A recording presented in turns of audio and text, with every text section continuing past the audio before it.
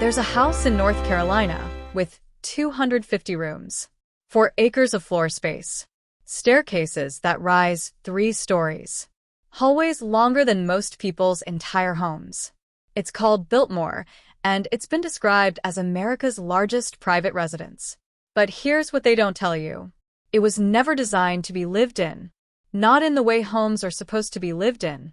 Not with intimacy, or warmth, or the kind of comfortable chaos that makes a space feel human. Biltmore was built as something else entirely. A monument disguised as a mansion. A performance venue masquerading as a home. A statement so grand that the people inside it became secondary to the architecture itself. When George Vanderbilt built Biltmore in the 1890s, he created something that still draws over 1 million visitors every year, people who walk through its rooms marveling at the scale, the craftsmanship, the sheer ambition of what one man could build. But what those visitors don't feel, what the guided tours never quite capture, is how cold the house actually is. Not temperature cold. Psychologically cold. The kind of cold that comes from spaces too vast to ever feel occupied. From rooms so perfectly preserved they feel like museum exhibits rather than places where people lived. From a house that demands so much maintenance, so much performance, so much constant effort, that simply existing inside it becomes exhausting. Biltmore wasn't built for comfort. It was built to impress. And impression, sustained over generations, comes at a cost that no amount of wealth can eliminate. Tonight, we reveal the true story of Biltmore, not as an architectural triumph, but as a monument that consumed the man who built it. The story of how America's largest private home became its most perfectly preserved prison. The story of what happens when you build something so grand that it stops serving you, and you start serving it. This is not a story about luxury. This is a story about the difference between building something that lasts forever and building something worth living in. And how George Vanderbilt discovered, too late, that he'd chosen the wrong one. George Washington Vanderbilt II was born in 1862 into the wealthiest family in America. Not newly wealthy. Not first-generation fortune. But established, multi-generational, railroad empire wealth that had already reshaped the American economy.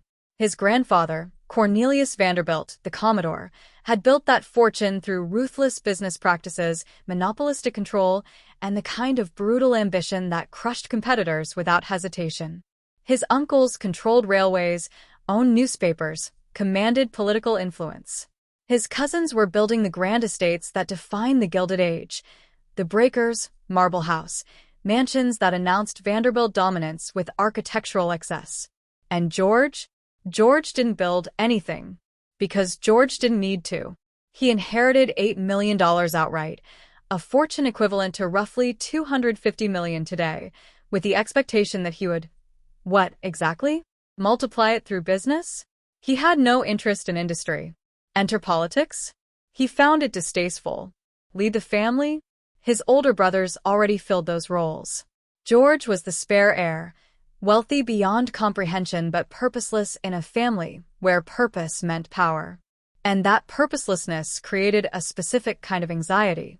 Not the anxiety of poverty or failure, but the anxiety of irrelevance. Of being rich, but not important.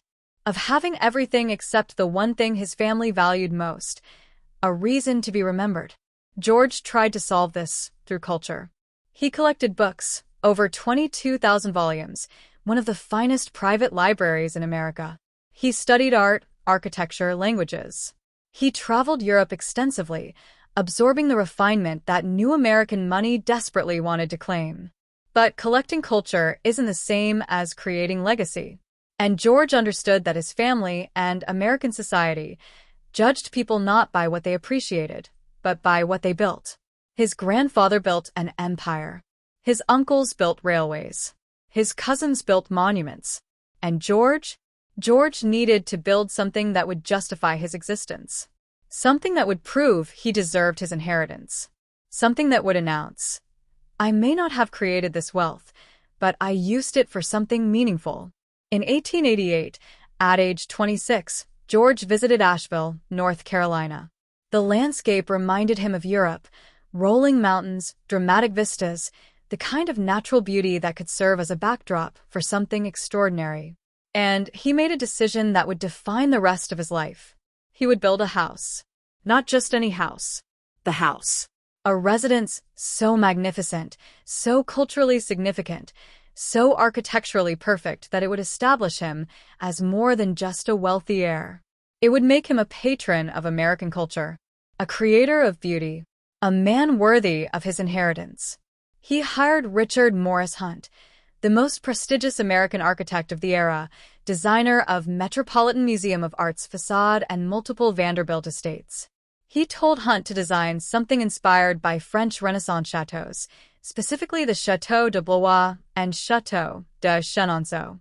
He wanted European sophistication transplanted to American soil. He wanted a house that would still be studied centuries from now. He wanted permanence.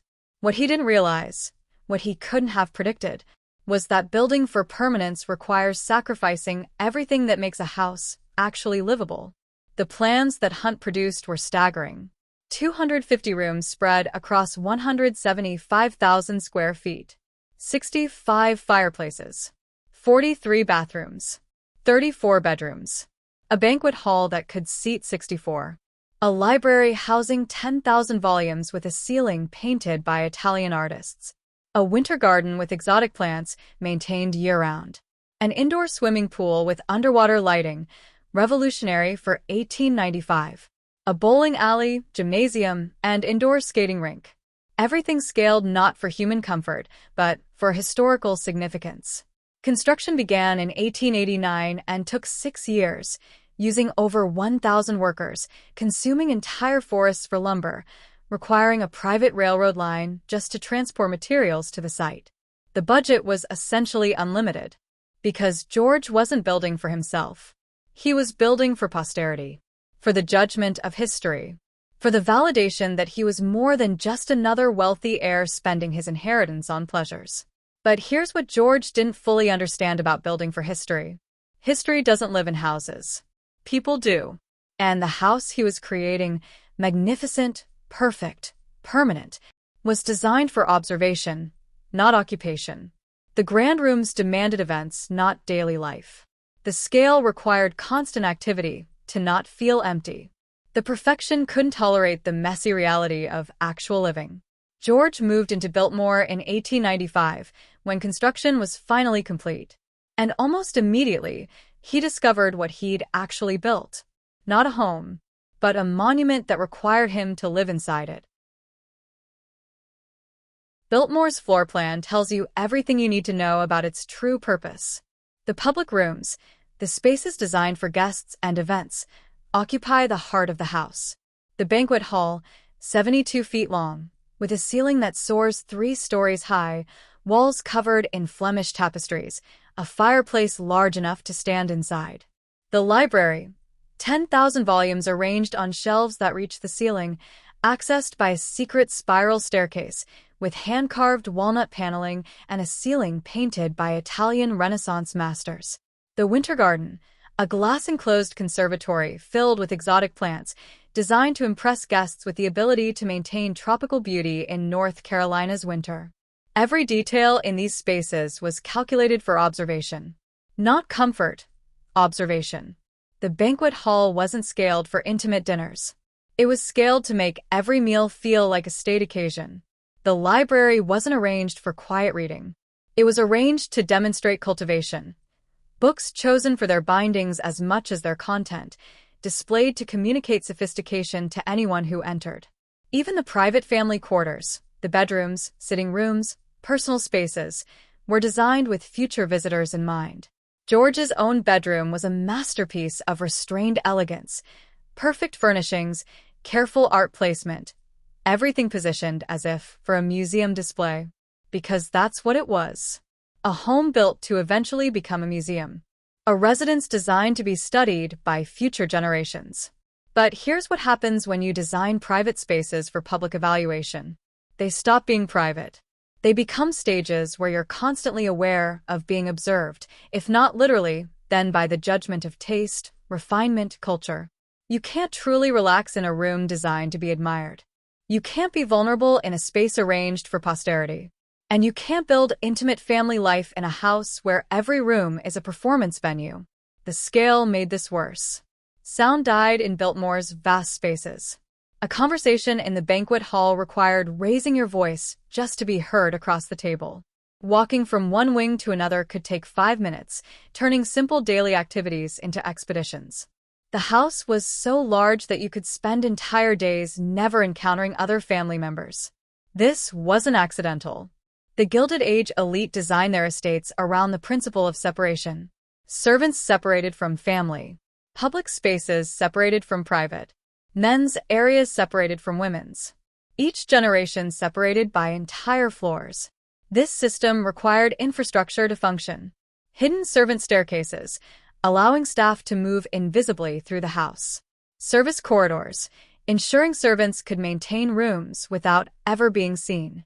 An entire basement level dedicated to laundry, kitchens, storage, the machinery that kept the upstairs functioning. Over 50 servants worked at Biltmore at any given time. They rose before dawn to light fires in every room. They moved silently through passages the family never saw. They maintained the illusion that grand houses simply functioned, that meals appeared, rooms were cleaned, perfection sustained itself without visible effort. But maintaining that illusion required constant, invisible labor. And it required the family to perform their roles perfectly. George couldn't simply live in Biltmore.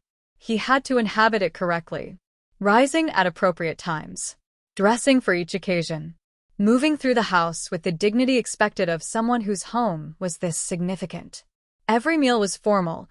Even breakfast required proper dress and ceremony. Every interaction with staff was choreographed. Servants spoke only when addressed, appeared only when summoned. The house demanded rituals that never stopped. And George, despite his wealth, despite his freedom, despite owning every square foot of this monument, was as much subject to its demands as anyone else inside it. One visitor to Biltmore, writing to a friend in 1897, described the experience. The house is magnificent beyond description, but I confess it makes me uneasy. There's something in the scale that feels more like a public building than a home. Every room seems to be waiting for something, an event, a crowd, a reason to exist. I cannot imagine living there daily. It would be like performing in a play that never closes. This observation captures exactly what George didn't fully realize until he'd been living at Biltmore for several years. The house wasn't designed around his life. His life was now required to conform to the house's demands. And those demands were relentless. Maintaining the estate cost tens of thousands annually, hundreds of thousands in modern currency. The staff required management, supervision, the constant attention that a workforce of 50-plus demands. The grounds needed year-round care, landscaping, forestry, farming operations that George had established to make the estate self-sufficient. Social obligations increased rather than decreased, because now George owned something people wanted to see, which meant hosting became mandatory rather than optional. The house, designed to establish George's legacy, had instead become his primary occupation. Not a home he lived in while pursuing other interests, but a monument he maintained while his life became secondary to its requirements. And the cruel irony, the thing George was beginning to understand by 1900, was that Biltmore's very perfection made it uninhabitable as a true home. Because homes grow around their occupants. They adapt. They change. They tolerate mess and imperfection and the chaotic reality of human life. But monuments cannot change. They must be preserved exactly as designed. And preservation is the enemy of living. By 1900, George Vanderbilt had been living at Biltmore for 5 years. And he was beginning to understand what he'd actually created. Not a retreat, though that's what he'd called it when planning began, but an obligation that never ended. The house required constant activity to justify its existence. If Biltmore sat empty, it became obvious how absurdly oversized it was. 250 rooms waiting for occupants who would never materialize. So George hosted, constantly, family visits that lasted weeks. Friends from Europe who expected to see the famous American chateau. Business associates who used Biltmore as neutral ground for negotiations. Artists, writers, musicians, anyone who could validate George's identity as a cultural patron rather than merely wealthy heir. These visits required elaborate preparation. Entire wings opened and staffed specifically for guests. Meals planned days in advance. Entertainment organized, hunts, tours of the grounds, evenings of music or discussion.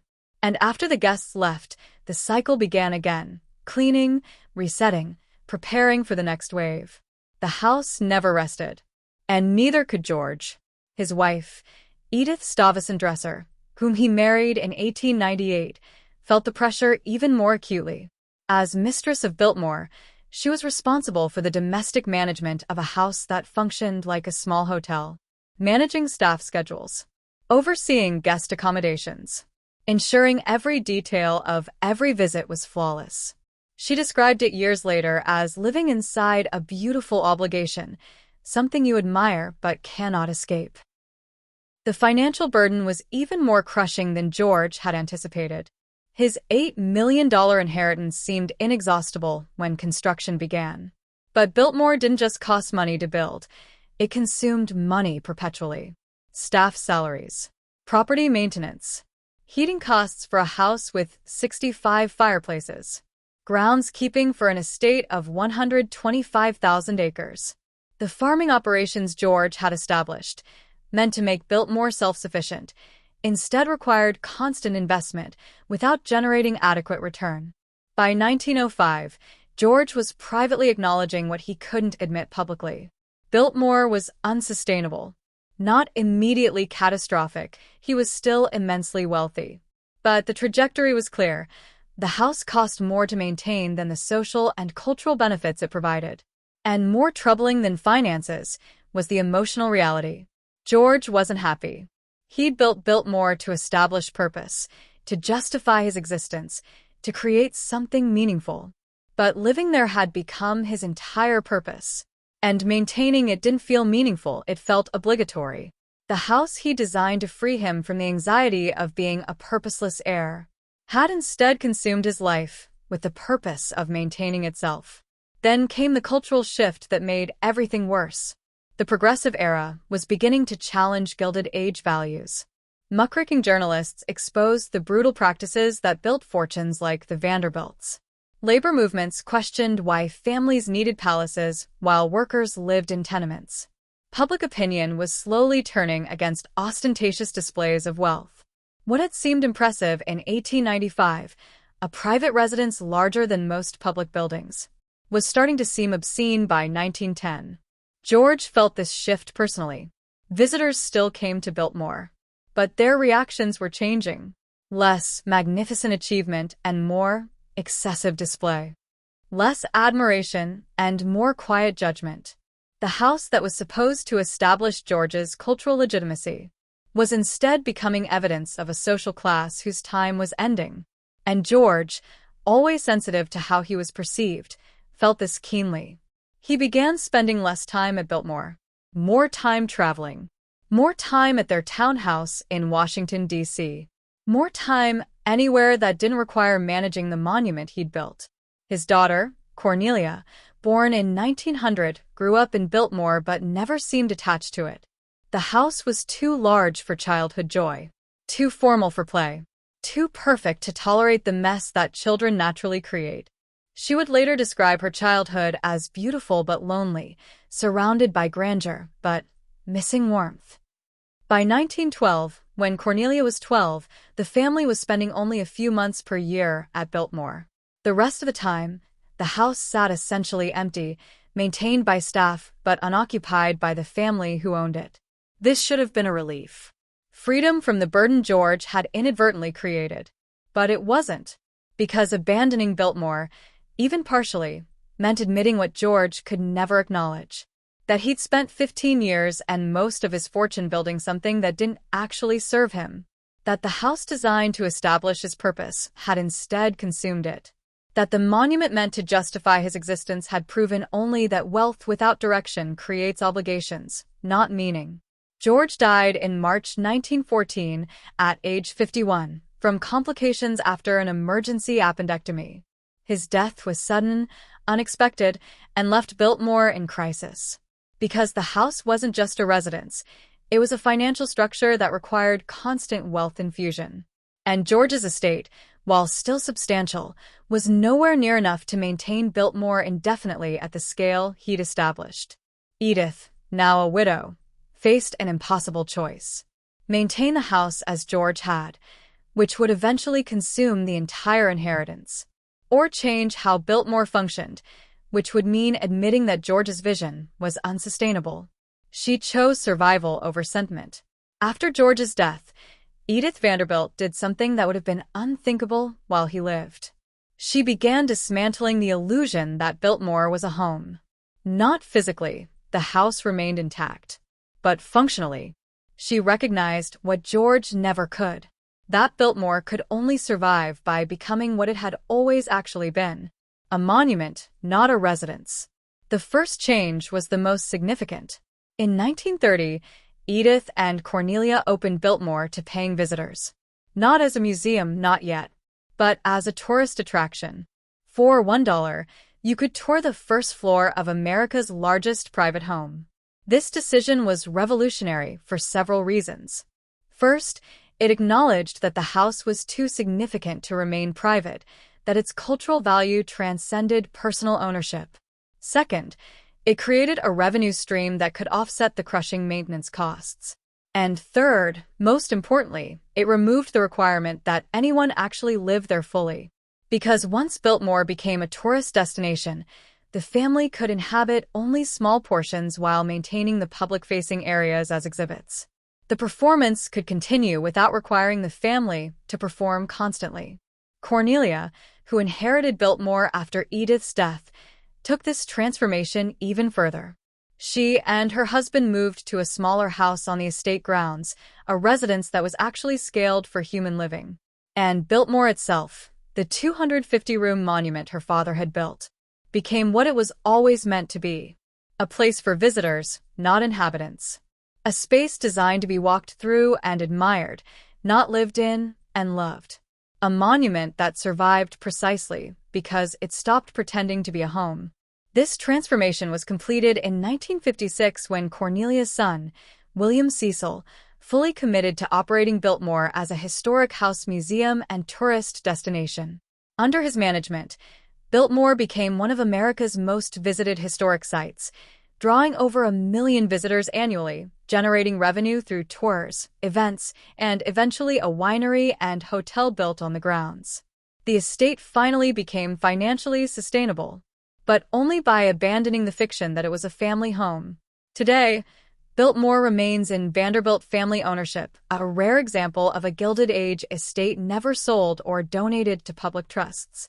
But that ownership is corporate rather than personal. The family doesn't live in the main house.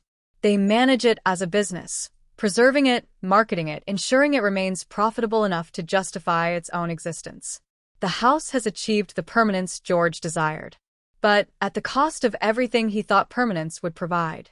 Because Biltmore succeeded as a monument and failed as a home. And that failure reveals something profound about the Gilded Age mentality. These families built for eternity without understanding that eternity is incompatible with life. Life requires flexibility, change, the ability to adapt to circumstances that cannot be predicted or controlled. But monuments resist change. They demand preservation. They require that everything remain exactly as it was, which means they cannot accommodate the messy, unpredictable reality of human existence.